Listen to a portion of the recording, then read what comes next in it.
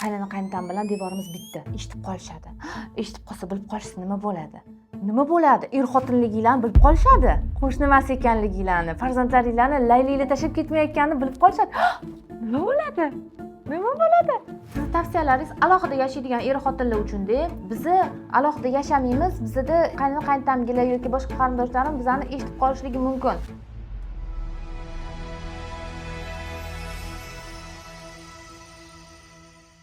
Yaqinda kelayotgan savol efir davomida mana Shahzoda deydilar, bir go'zalimiz turmush o'rtog'im mendan umuman sovib ketdilar уже. Nimaga? Sababi nimaga ekan? Chunki biz birga bo'la olmaymiz. Biz ya'ni yolg'iz qolmaymiz, intim aloqada bo'lmayapmiz. Oylar davomida bo'lmayapmiz. Sababi eshitib qolishligi mumkin. Qarindoshlar shu qaynona qaynotasi eshitib qolishi mumkin. Yoki domda turamiz, yoki bizni qaynona qaynotam bilan bitta devor qo'shnimiz.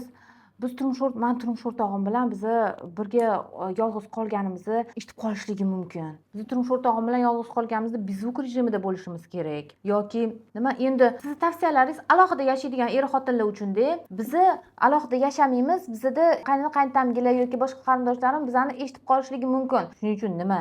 Yashamaysizlarmi? Excuse me. Farzandli bo'lsanglar, qanaqa farzandli bo'lgansizlar? Faqat 2 minut o'sha farzandli bo'lish maqsadidagina og'zi yopib, как это?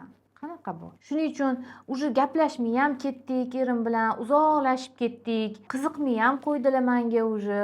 Qo'shnida yashayapmiz. Shunga qanaqa tezroq erimni alohida olib chiqib ketib olishlariga meni ko'ndirishim mumkin. Allo, siz вы не туда смотрите, noto'g'ri yo'nalishga qarab savol beryapsiz. Noto'g'ri yo'nalishga qarab ketyapsiz. Turmush o'rtog'ingiz va umuman kim bo'lsa-da, sizni xohlayotgan natijangiz uchun harakat qilishi uchun unga ham motivatsiya bo'lishi kerak.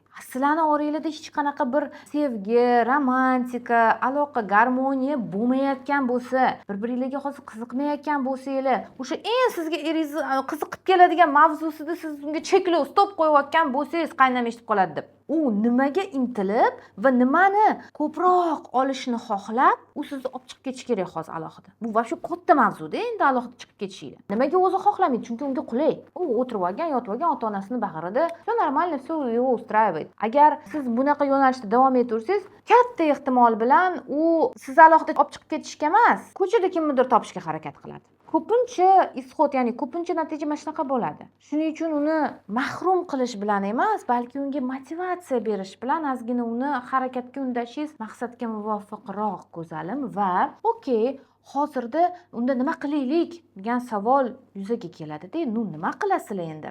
Eshitib qolishadi. Eng ko'p keladigan savol menga. Eshitib qolishligi mumkin.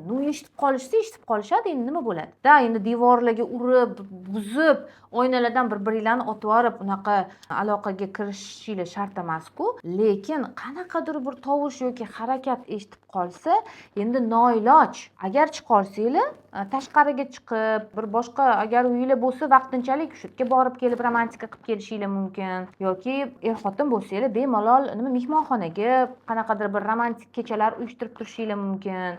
Yoki bilmayman, endi qancha kutasizlar uni. Har kuni buni ilojisi bo'lmasa kerak. Yana ham bilmadim. Agar bo'lsa ilojisini qilishinglar mumkin. Lekin iloji yo'q bo'lsa, to'g'ri keladi endi eshitib qolishligiga. Va men yaxshi ko'rib bu narsani kulgili men uchun. Eshitib qolishsa nima bo'ladi?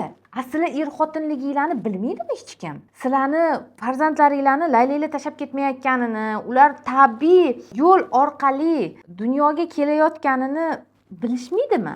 Shu qaynona qaynotangiz ham nahotki yillar davomida sizlar yotoqxonangizga kirib ketganingizda kino ko'rib yotasizlar yoki kitob o'qib yotasizlar deb o'ylashligi kerakmi? Maqsadinglar shumi turmushdan? Men shuni tushunmayman. Ozgina agar eshitib qolishsa, nичего, bilib qolishadi endi. Mana yillar o'tdi, sizlar bekitdinglar, yillar o'tdi, sizlar yashirdinglar, lekin endi hamma bilib qoladi sizlarning er-xotin ekanliginglarni. Agar bu dahshatli bo'lsa, bundan qochishga harakat qilinglar. Eshitib qolmasin hech kim. Baxtli bo'lib qolmanglar, erkin yashamanglar. Lekin agar tayyor bo'lsanglar, sizlarning er-xotinliginglarni bilib qolishligiga, hammaga bu narsa oshkor bo'lishiga sekin-sekin endi boshlash kerak ozgina. eshitib qolishi mumkin bo'lsa ham. Yanayam o'zinglar bilasizlar.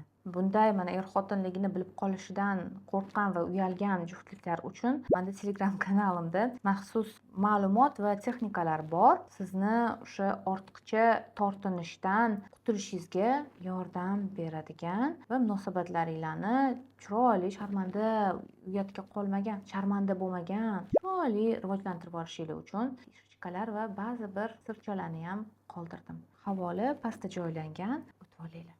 Hammasi teppa-tekin. Hammasi sizning oilangiz mustahkam va baxtli bo'lishi uchun.